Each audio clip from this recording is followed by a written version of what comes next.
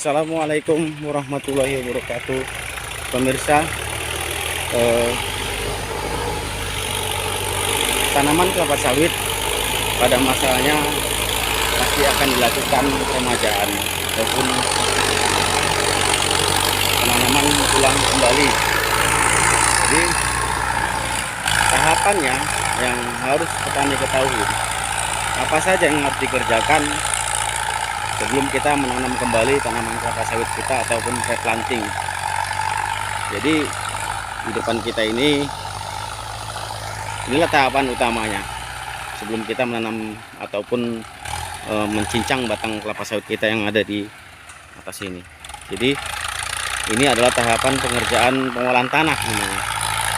Pengolahan tanah dengan menggunakan traktor ataupun istilahnya tonder kalau istilah umumnya yang di masyarakat. Jadi menggunakan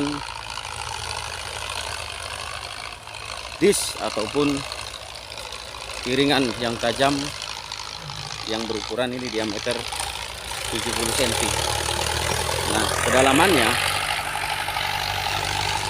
ini adalah rata-rata adalah 25 cm. Fungsinya untuk apa? Kenapa harus kita laksanakan pengolahan tanah seperti ini sebelum kita mencincang batang tunggu sawit ini dan dilakukan penanaman sawit kembali, agar supaya perakaran-perakaran yang ada di tanah ini kan kelihatan ini adalah perakarannya. Nah, ini akan terputus. Nah, dengan terputusnya perakaran ini,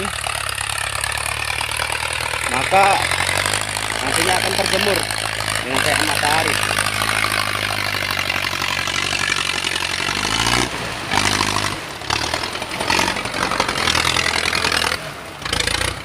Akan terjemur dengan sinar matahari, sehingga patogen-patogen dari Ganoderma itu bisa mati. Di samping itu juga, selain pengolahan tanah ini fungsinya untuk itu, kemudian untuk menggemburkan kembali tanah yang ada yang selama ini yang sudah bertahun-tahun yang kita gunakan untuk tanaman sawit bisa gembur kembali. Gembur kembali. Tekniknya seperti ini, pemirsa. Kalau pemirsa pengen replanting, jadi harus menggunakan luku, istilahnya luku. Luku adalah pengolahan tanah, agar supaya tanaman baru kita bisa lebih maksimal dengan tumbuh dengan baik.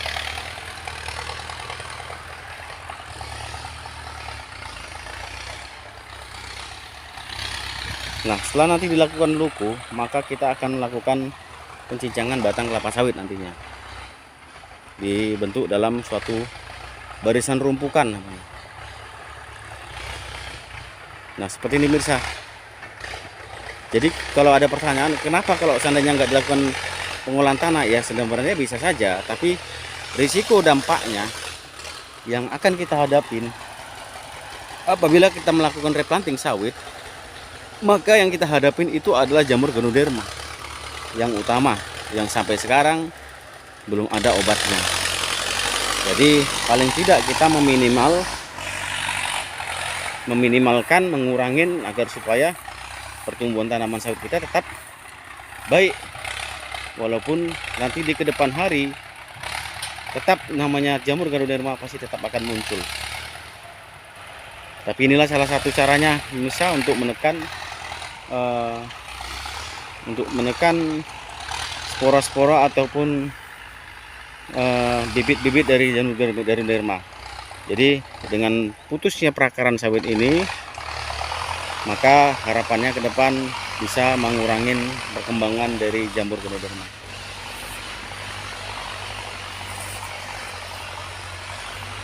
Jadi luku ini bisa dilaksanakan 2 kali. Ada namanya luku sekali dan luku 2 kali. Luku sekali itu biasanya kalau kita traktor arahnya ke sana, arah barisan.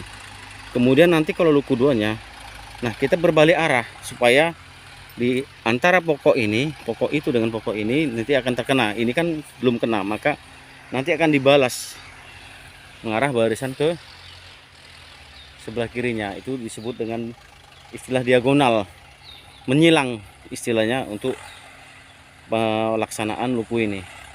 Luku bila bisa dilaksanakan sekali, tapi lebih baik dilaksanakan 2 kali agar supaya semua tetap bisa terolah tanahnya dengan menggunakan traktor ini. Kita lihat pemirsa hasilnya. Jadi nanti ini kalau kita luku lagi sekali lagi, maka nanti gulma-gulmanya ini akan tertutup kembali, akan mati.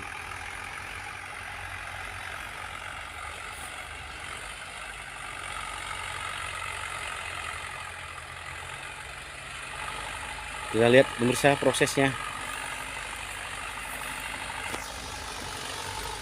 Saya kira alat ini sudah tidak awam lagi, sudah tidak asing lagi, dan sudah awam biasa digunakan oleh petani untuk dalam pengolahan tanah.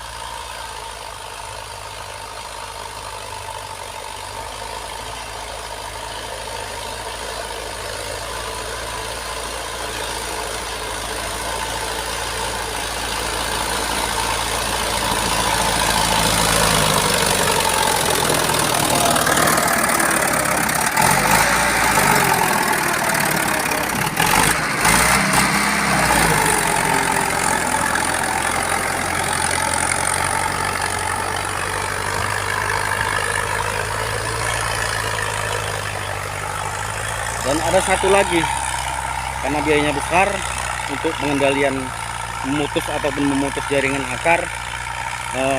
Sebelum dilakukan luku ini biasanya itu juga menggunakan bulldozer dengan menggunakan cakar di belakangnya sedalam umumnya itu 50 cm. Tujuannya untuk memutus akar sedalam 50 cm dalam tanah ini. Tujuannya tadi itu akar supaya terangkat. Setelah itu maka dilakukan sekali luku. Itulah teknik strateginya. Kalau petani cukup biayanya, maka lebih baik sarannya menggunakan ripping atau ripper dengan menggunakan bulldozer. Baru lakukanlah luku sekali dengan menggunakan traktor ini, maka hasilnya akan lebih maksimal kalau kita menggunakan ripping duluan. Jadi kalau biayanya tidak ada, maka petani cukup melaksanakan luku sini saja sudah bisa menggemburkan tanah kembali. Demikian saja pemirsa, mudah-mudahan ini bisa menjadi penambah wawasan bagi petani kita.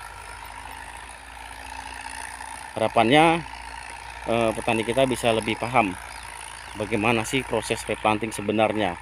Jangan kita asal tanam-tanam saja tumpang sari, maka berdampak kepada penurunan produksi, kegagalan produksi kelapa sawit akibat serangan jamur gandum. Terima kasih.